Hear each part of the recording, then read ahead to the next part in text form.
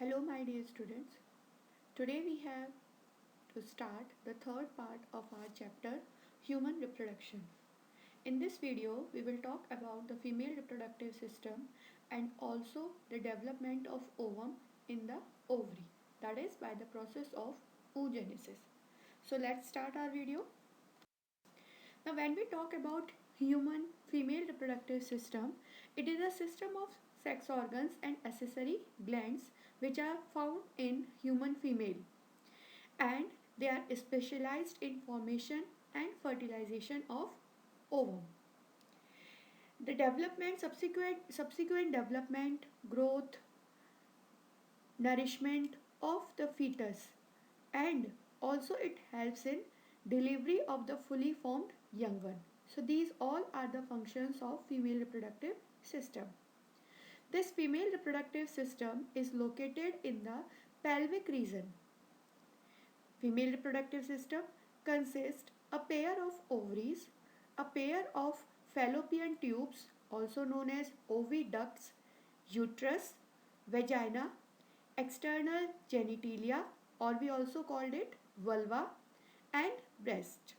So these are the organs of the female reproductive system. We will talk about these organs one by one in detail. So this diagram is from your NCERT book, which is showing the different parts of the female reproductive system. This is the longitudinal section by which the different parts of female reproductive system like ovary, fallopian tube, uterus, and how they are connected with the urinary bladder, what is the urinogenital tract passage, where clitoris is there, external genitalia part are there, they all are shown in this diagram. This is the longitudinal sectional view.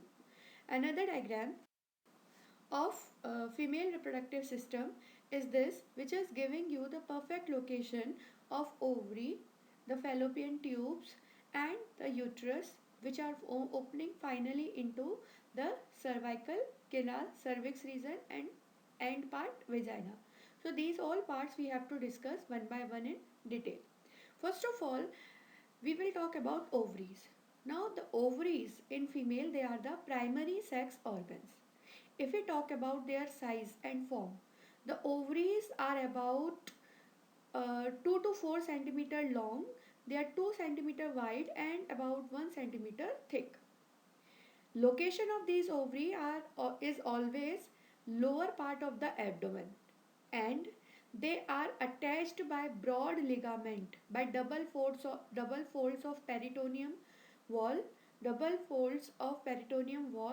they are attached with the ligament to the pelvic region.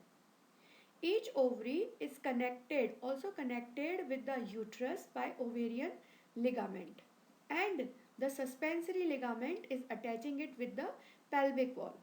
So we can say that ovary is attached with the pelvic region with the suspensory ligament and uterus with the ovarian ligament. The role of the ovary is same as testis. These both testis and ovaries, they are working, testis and ovaries, they have the function of exocrine as well as endocrine gland. Exocrine function, if we talk, that they produce the ovum, and endocrine function is the secretion of female sex hormones like estrogen and progesterone. After menopause, these ovaries, they become small and lose the follicles. That is after menopause. Okay. So that we have discussed. Now if we talk about the structure of ovary. The structure of ovary, in ovary there is a depression from where nerves and blood vessels pass. Anatomically, if we talk, the ovary is differentiated into 4 parts. What are these 4 parts? The germinal epithelium, then tunica albuginea, cortex region, and medulla region. The cortex and the medulla region of ovary, they are called as stroma or ovarian stroma. We will talk about these different zones one by one. First of all, the germinal epithelium. It is the outermost layer of ovary, which is formed by simple squamous cuboidal cells.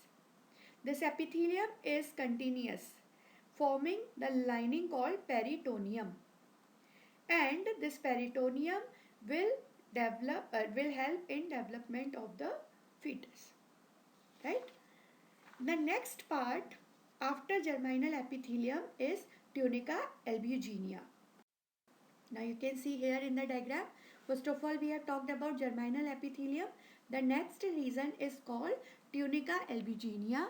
It is a poorly differentiated sheath of dense connective tissue that lies below germinal epithelium, and below that is the cortex region.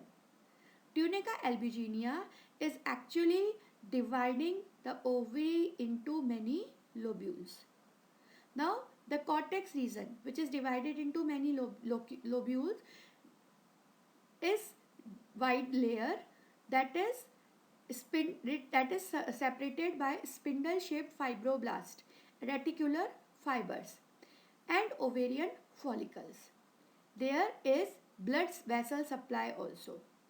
And the middle region, the medulla region, is the central part of the ovary that is made up of less dense areolar tissue. This region is very richly supplied with blood vessels, and there are elastic fibers and smooth muscles and nerves also, which help in movement of the developing follicles to the next stage. Now, if we talk about the internal structure of the ovary, the cells of germinal epithelium, they give rise to oogonia or ovum mother cell. These all oogonia, they develop during the fetus stage only.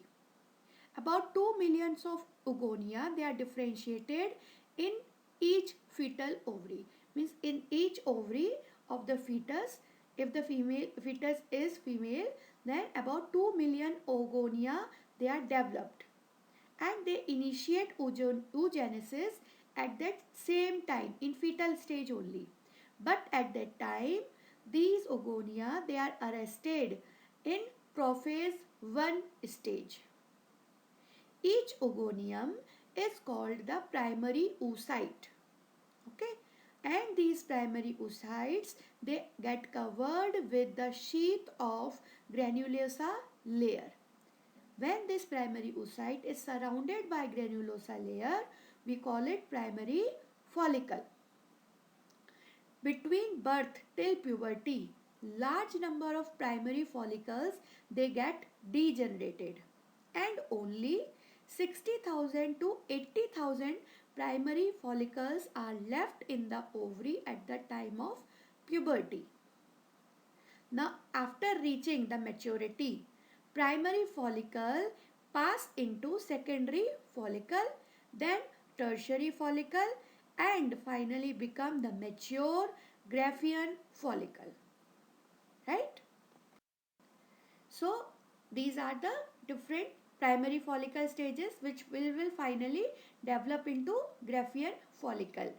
That is the final stage, mature stage in the ovary. Now, once this one Graafian follicle, it mature, it takes around 14 days of menstrual cycle, and then it rupture to form the oocyte. That rupturing of the secondary oocyte is called ovulation. Okay, the release of the oocyte, if it is not fertilized with the blood clot and yellow cells corpus luteum, is controlled by the hormone progesterone. Okay, so these are the structures of this is the structure of ovary. The another part of the female reproductive system connected with the ovary is fallopian tube or oviduct. A pair of fallopian tubes are there. Now, when we talk about oviduct or the fallopian tubes, they are in pair, and they are muscular tube about 10 to 12 centimeter in length. Now these fallopian tubes, they are always located behind the urinary bladder. Okay, the walls of the fallopian tube, it has three layers: mucosa, muscularis and serosa. Mucosa form the lining, upper lining of the fallopian tube. It has two types of cells: ciliated cells and secretory cells. Ciliated cells help in movement of the oocyte, primary follicles, and the secretory cells produce the nourishing and protective secretion. Muscularis is the middle layer of the fallopian tube, which consists the smooth muscles, and they help in contraction. Serosa is the innermost layer, and it is formed by the visceral peritoneum, and this each ovary is suspended by a double fold of peritoneum called mesosalpinx. Now, in oviduct there are four parts: infundibulum, ampulla, isthmus, and then the uterine end. Infundibulum is the funnel shaped structure which is showing at the margin finger like projections, which are called fimbriae. Okay, they help in collection of the ovum from the ovary. The end part of infundibulum is narrow and it opens into the ampulla. This ampulla is leading to the wider part of the oviduct. Ampulla is the wider part of the oviduct. Isthmus. Isthmus is the straight part of the oviduct which connect the ampulla with the lateral walls of uterus. Okay. Now, here the fertilization of ovum, it always occur in ampulla and isthmic junction. Between the ampulla and the isthmus region, fertilization of ovum and the sperm occur. Okay. Now the next part is uterus, or we also called it womb. This uterus is like the inverted pear. Okay, the uterus of the female reproductive system, it is like inverted pear shaped structure, and it is specialized for anchoring and nourishing the developing fetus. Uterus is supported in its position by the ligaments which are attached to the pelvic walls. The uterus, the walls of the uterus, they are differentiated into three layers: the internal glandular endometrium, the middle muscular myometrium, and the outer membranous perimetrium. Okay, here the myometrium, it is having an important role. It consists of smooth muscle cells whose rhythmic contraction helps during parturition at the delivery time of the baby. And the glandular lining of endometrium, it helps in cyclical changes during menstrual cycle. Okay, after that, the cervix region is there. You can see here. So the uterus will open into the cervix, which is the small narrow cylindrical ending, which will finally open into vagina. It is an elastic tubular 8 to 10 centimeter part of female. It is functioning as the female copulatory organ or the pathway for the menstrual flow and the birth canal. The cervix and the vagina togetherly, they are called the cervical canal or the birth canal. It opens to the outside part by an aperture called vaginal opening or vaginal orifice. Now this vagina, internally it possesses two longitudinal ridges which are called vaginal rug. This vaginal opening, it has three coatings. Vaginal wall openings, it has three coatings. Again, the inner mucosa, the middle muscular layer, and the outer adventitia layer. The vagina is adapted for receiving the male's penis during copulation. It allows the menstrual flow and it also serves as the birth canal during parturition. The next part of the female reproductive system are the external genitalia. Now in external genitalia, there are main parts which are mons pubis, mons labia majora, labia minora, clitoris, hymen. Okay. Now, mons pubis is the external fatty tissue, a pad of fatty tissue which is covered with pubic hair. Labia majora, they are the fleshy folds of the fatty tissue and they surround the vaginal opening. After the labia majora, there are paired folds of tissues of labia majora, and these paired folds of tissues inside the labia majora are called labia minora. Behind that labia minora, there is a tiny finger-like outgrowth which is called clitoris. This is always located at the junction of two labia majora. Now, hymen is a thin membranous structure which is covering the vaginal opening.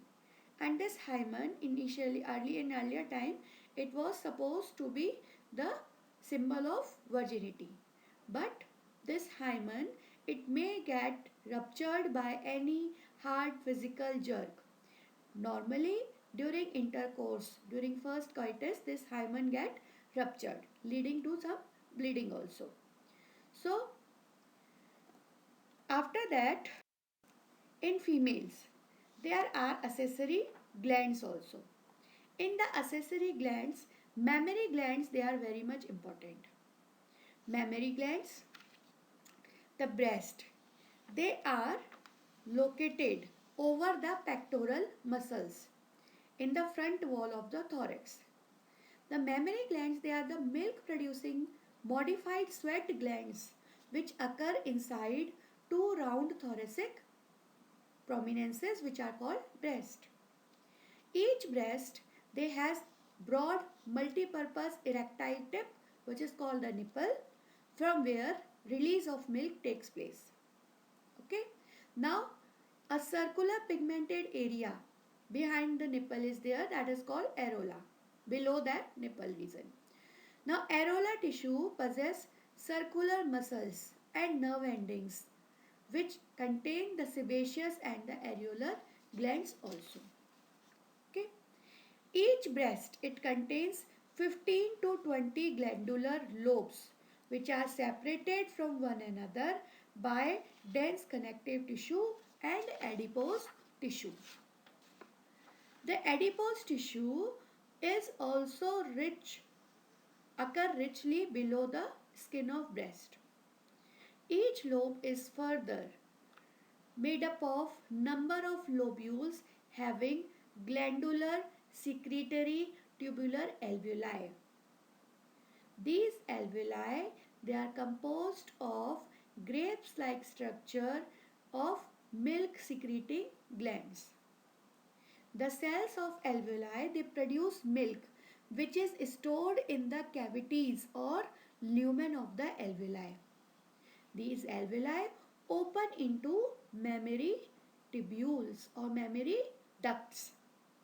The mammary ducts form a broad mammary ampulla, that is also called lactiferous sinus, for storing milk. A lactiferous duct develops from here, and each lobe or gland produce a separate lactiferous duct. The various lactiferous ducts open at the nipple by the separate pores. Each pore is about 0.5 mm in diameter. Now, functioning of mammary gland is related to the age and physiological state of the female. Milk secretion starts only after parturition, after delivering the baby. It is stimulated by prolactin hormone secreted by anterior pituitary gland. expulsion of milk is controlled by another hormone called oxytocin, which is secreted by posterior pituitary gland during the parturition time. The first milk after parturition released from the mammary gland is called colostrum or foremilk. This milk contains fats, casein protein, lactose, mineral salts, vitamins, and immunoglobulin A. It is poor in iron content, but vitamin C is also present in the small quantity in this colostrum. Okay.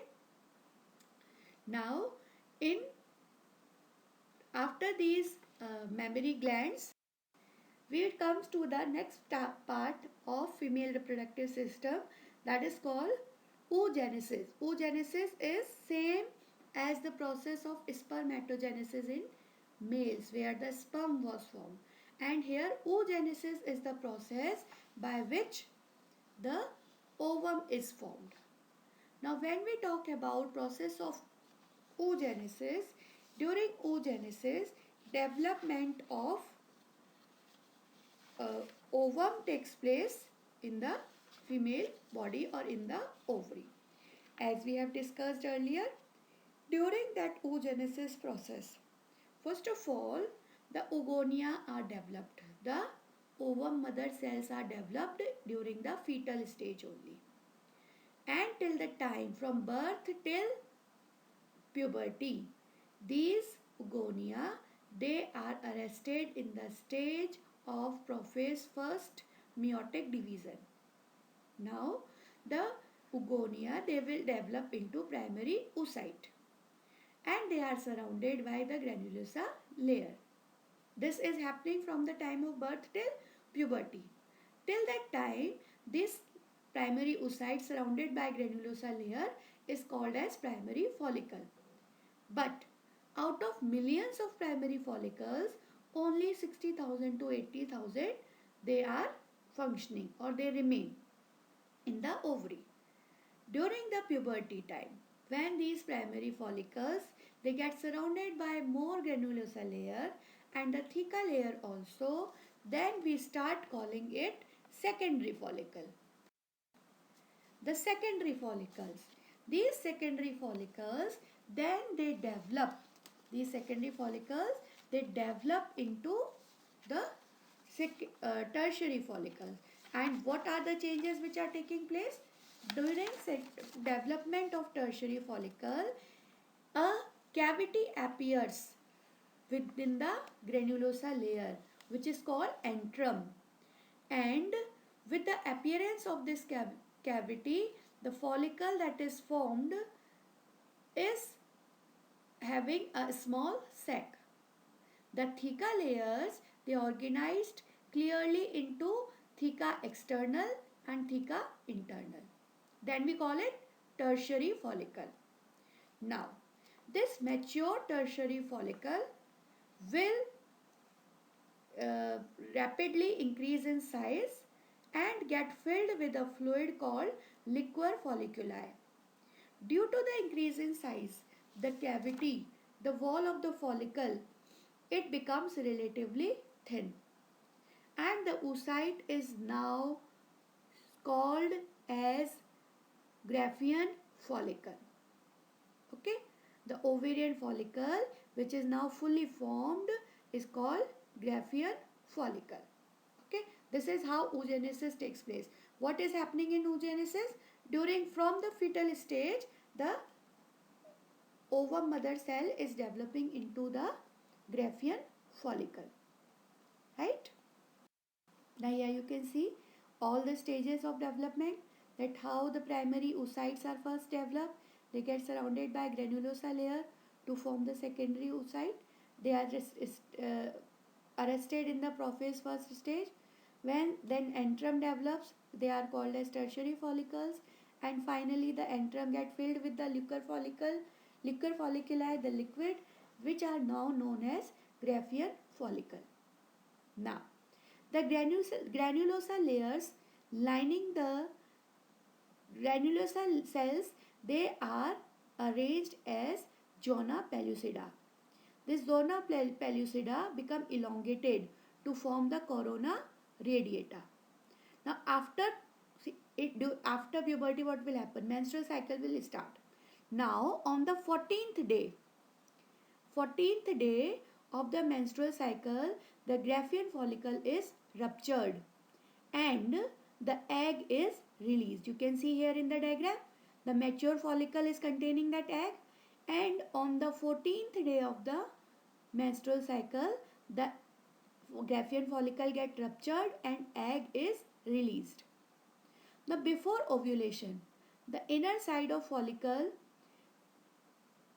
is developed and it is filled with the blood, and the outer layer, which is called the corpus humerusum, is developing, or when it gets filled with blood, it is called as corpus luteum. The granular cell layers of ruptured Graafian follicle, they proliferate and these cells become yellow due to the accumulation of pigment called lutein. These cells are called luteal cells. Now lutein cells, they secrete progesterone. Right? We say na that corpus luteum is releasing progesterone. Actually in corpus luteum, there are lutein cells which are releasing progesterone. And estrogen hormone is also released or secreted by corpus luteum. Now, if corpus luteum, the layer, corpus luteum is the layer which is filled with blood around the Graafian follicle. Now, if fertilization occur, then corpus luteum become stable for next 9 months and help in human chorionic gonadotropin hormone, which will help in development or arrangement of embryonic cell trophoblast with the uterine muscles. But if fertilization does not occur, then corpus luteum starts degenerating after about 9 days of its formation. Means about 23rd day of menstrual cycle, the degenerated corpus luteum is now called corpus albicans. Right? Now this diagram is showing you the mature Graafian follicle where the egg cell is present, the cavity is there, antrum, the granulosa layers are there which are labeled as GC, stratum granulosum layer, and the theca layer are also shown. This is the actual slide formed of the mature follicle, right? When we are talking about oogenesis, it is somewhat similar to spermatogenesis. Besides, there are some differences also. Like in case of spermatogenesis, the primary spermatocyte was giving rise to 4 spermatozoa. But during oogenesis, the primary oocyte forms only one ovum. Right? In spermatogenesis, the primary spermatocyte divides and the cytoplasm is equally distributed between the two secondary spermatocytes. But in case of oogenesis, the primary oocyte divides into unequal cells where the secondary oocyte and the polar body, they are of unequal size and the polar body get degenerates later on. Okay, there is no function till yet found of polar body. Now we will talk about the stages of oogenesis one by one. Now, same as spermatogenesis, oogenesis also takes place in 3 stages: the multiplicative phase, the growth phase, and the maturation phase. Now, when we are talking about multiplicative phase, in this stage, the primordial germ cells or the ovum mother cells, which were developed during the fetus stage only, they get, and till the puberty time only 60,000 to 80,000 were present in the female body. These ovum mother cells, they repeatedly divide by mitosis to form large number of diploid oogonia.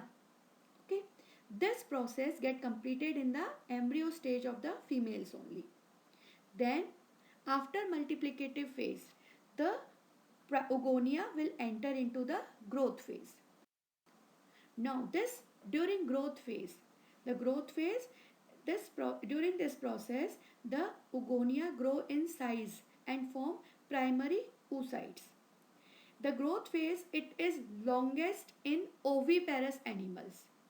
Okay, in oviparous animals, the growth phase is the longest phase of oogenesis, while in primates, this maturation phase is the longest phase of oogenesis.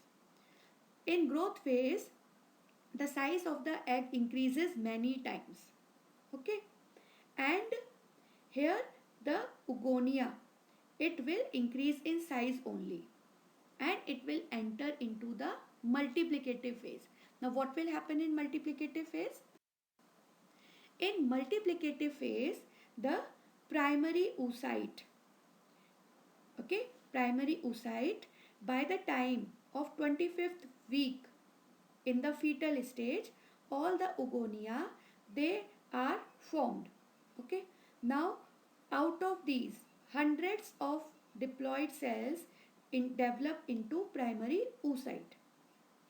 These primary oocyte will begin the first step of first meiotic division, and they will arrest themselves, they will stop themselves at diplotin stage of prophase 1.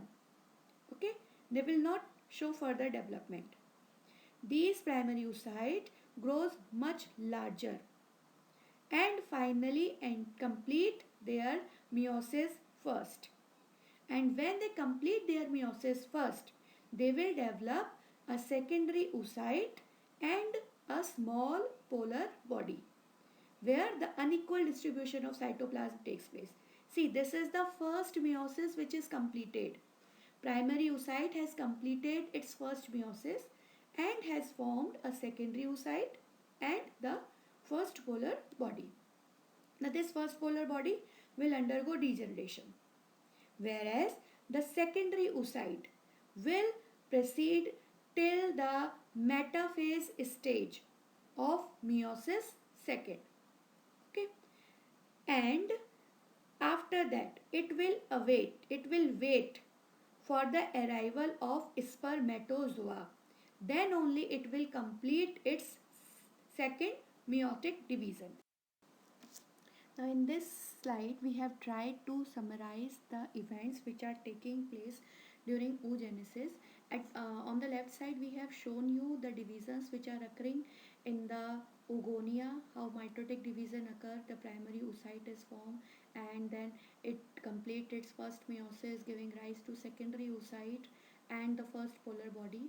This secondary oocyte will divide during by the process of it, the secondary oocyte will develop into Graafian follicle and will divide further by meiosis second to give rise again a second polar body, and the secondary oocyte will restrict itself in the metaphase stage only and it will await for the coming spermatozoa. Now if this fertilization occur, then the zygote will be formed. Besides this, there are certain changes which are taking place in the oogonia, and how this oogonia develop the primary oocyte, primary follicle. So we are going to discuss about those changes also. On the right side, we have tried to show you those pictures. First of all, what happened during the fetal stage only, the uh, primordial follicles they develop during the fetus stage only, and the primary follicle they develop from the primary oocyte which are uh, millions of in number, and they develop these primary oogonia, they develop till the 25th week of the fetus development. After that no new oogonium will develop. Now around this oogonia, a glycoproteinaceous layer it starts appearing, okay, which is called zona pellucida. Now when around this primary follicle, when this zona pellucida develop, we call it as oocyte. Okay. Now around this oocyte, the follicular cells they form several layers. Okay, and now these cells are called granulosa cells. So when there are many granulosa cells around the primary follicle, we call it secondary follicle. Now the follicle expands and the stromal cells get surrounded by the membrane granulosa, which get condensed in form of theca interna. These theca interna cells, they are releasing estrogen hormone. Okay, from here the estrogen hormone starts releasing. Now, in the secondary follicle, a cavity starts appearing within the granulosa membrane. This cavity is called antrum, which is filled with the liquor follicle. Now, the theca layers, they get organized as theca internal and theca external. Due to the increase in the size of the cavity, the tertiary follicle will grow into size, and this ovarian tertiary follicle will now fully develop, fully mature, known as Graafian follicle. Now, after the 13 days of menstrual cycle, on the 14th day, right, the Graafian follicle is ruptured and the egg is released. See what was happening earlier before ovulation till the Graafian follicle was not ruptured. The follicle wall, the inner side of the follicle wall was avascular. There was no blood vessels growing. Okay, but once the Graafian follicle ruptured, it get filled with blood, which is now called as corpus luteum. Okay, now that ruptured Graafian follicle, which is filled with blood, is now called as corpus luteum. Here what happened in the granulosa layer of Graafian follicle, the some cells, they become yellow due to accumulation of a pigment called lutein. These cells are called luteal cells, and these luteal cells, they start secreting progesterone. Okay, so progesterone and estrogen both are secreted by this corpus luteum. So corpus luteum is a secretory layer which is formed after the rupturing of Graafian follicle, and now this corpus luteum is releasing two hormone, progesterone as well as estrogen. If the ovum, that egg cell which was released, if it get fertilized, then the corpus luteum will become stable for the next 9 months, and with the help of HCG, human chorionic gonadotropin hormone, secreted by the embryonic cells, it is helping in development of trophoblast and intermixing of trophoblast layer with the endometrium wall of uterus. But if fertilization does not occur, then corpus luteum will start degenerating after about 9 days of its formation, that is about 23rd day of menstrual cycle. And the degenerated corpus luteum with the blood, with the unfertilized ovum, is called as corpus albicans. So here, from here, the menstrual cycle occur if fertilization does not take place. Okay. Now here we have to discuss that how menstrual cycle occur. We have studied this in our junior classes also, but let's revise once again what is happening in menstrual cycle. See, in menstrual cycle, first thing, menstrual cycle only occurs in the female primates. Non-primates, they are undergoing estrous cycle. Now in menstruation, what happened? These are the period. This is the periodic cycle during which the reproductive organ becomes sexually mature, right? There is blood flow in the female body for 3 to 6 days if fertilization does not occur of the mature Graafian follicle. Then what happens? The Graafian follicle which release the ovum, that ovum will not get fertilized and the corpus luteum will degenerate, and it is called as corpus albicans. With the blood flow, it comes out from the vagina part, which is called as menses, menstruation. The starting of menses during puberty is called menarche. Okay, and menstrual cycle, it takes place when fertilization does not occur with the unfertilized egg, corpus albicans, and the uterine endometrium layers of uterus wall, they get degenerated. Okay, these all changes, they all repeated occur after every 28 days. Now, in 28 days, the ovum is always released. Ovum is always released at the 14th day. Within these 28-day cycle, the ovum is released on the 14th day, middle of the menstrual cycle. And the degeneration occur after these 14 days, the 9th day. Okay. So, on the 23rd or the 25th day, the degeneration of corpus luteum occur if fertilization does not take place. Okay, so here is this menstrual cycle phases. In menstrual cycle, the cyclical changes occur in the reproductive organs of the female primates like monkey, apes and human beings. And these all cyclical changes, they constitute the menstrual cycle. Now this menstrual cycle is the event that starts from one menstruation till the onset of the next, and it lasts about for 28 to 29 days. The time period is called as mensem. Okay. The beginning of menstrual cycle at puberty or the onset of menstrual cycle is called menarche, which is at the age of 13 to 15 years in female. And in each menstrual cycle, during the middle time of each menstrual cycle, one ovum is released.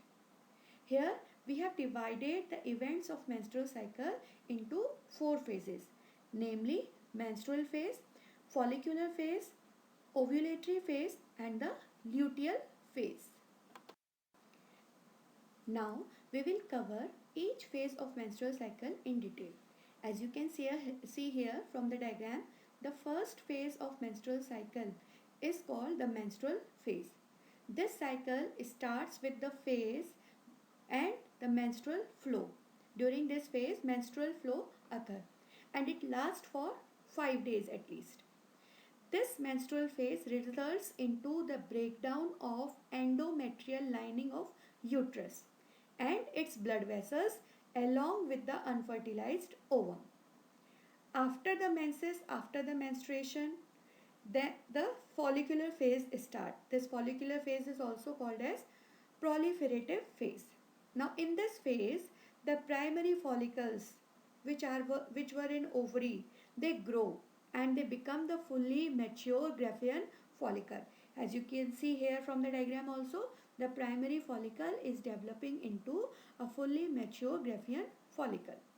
Now at this time, the endometrium of uterus, it get degenerate and proliferation of their cells occur. In the endometrium lining of uterus, proliferation starts. Because of these changes occur due to the increased level of pituitary hormone which were as FSH and LH. During proliferative phase, you will see increase in the level of FSH and LH hormone and also increase in the level of ovarian hormone estrogen. This FSH hormone is controlling the follicular phase. It stimulates the growth of follicles and secretion of estrogen by the growing follicles. Both these FSH and LH hormone, they reach to their peak level in the middle at the till the 14th day of the follicular phase. Now after that 14th day, the cycle will enter into the ovulatory phase. The peak level of LH, that is also called as LH surge, induces the rupture of mature Graafian follicle. And what happened after that? The ovum is released. That's why this phase is called the ovulatory phase. Okay. Now after that ovulatory phase, the menstrual cycle starts into the luteal phase. That is also called the secretory phase. During this phase, the ruptured follicle is transformed into corpus luteum. And this causes, that corpus luteum will cause secretion of large quantity of progesterone hormone, because corpus luteum is secreting the progesterone hormone. Because of this progesterone hormone, other changes occur like endometrium get thickened and for their glands secrete a fluid into the uterus. See, now if fertilization does not occur, the corpus luteum will degenerate, and this causes disintegration of the endometrium lining also, and this will lead to menstruation, right? So if fertilization does not occur, then corpus luteum will degenerate as corpus albicans, and this will cause degeneration of the endometrium lining also, with the blood flow, blood vessels, and the unfertilized ovum. Now the menstrual cycle, this ceases at the age of 45 to 50 years in female body, and that is called as menopause. Okay, so these are the events, these are the phases which occur during menstrual cycle. So again, this diagram is showing you, these are the slides which are giving you the theoretical explanation of the menstrual cycle. This is the proliferative follicular stage or the proliferated stage. LH surge, it is very much important, because LH surge is important for the release of ovum from the Graafian follicle. When Graafian follicle release the ovum, that process will develop into the corpus luteum. Okay. Now the luteal phase, the corpus luteum will start releasing progesterone. This progesterone hormone is developing the endometrium wall, which will help in implantation of the fertilized egg. And if fertilization does not occur, then the menstrual cycle will continue, and the corpus luteum will degenerate due to the less secretion or decrease in level of progesterone. Corpus luteum will degenerate into corpus albicans. Okay. Now finally, till the age of 40 to 50 years, the female primary follicles, they all are released, or the menstrual cycle it ceases, and that is called as menopause. Okay. Now this is again showing you the flow chart, that what is happening during the menstrual cycle, what are the role of different hormones. This is the picture showing you how the primary follicle develops the granulosa layer. They develop into secondary follicle, then tertiary follicle, the Graafian follicle. The Graafian follicle release the oocyte, and the layers which are formed, they are called corpus luteum, and corpus luteum it will get if that degenerate in form of corpus albicans. Okay. So here is again the flow chart of the oogenesis and the stages or phases of menstrual cycle. I hope it is clear to you all now. So that's it for today. We have discussed about the female reproductive system and the process of oogenesis and menstrual cycle. And this is very important question for your board purpose also. So please go through your NCERT, prepare your notes for the female reproductive system and the menstrual cycle and oogenesis. Please prepare your notes. Okay, that's it for today. Thank you. Bye.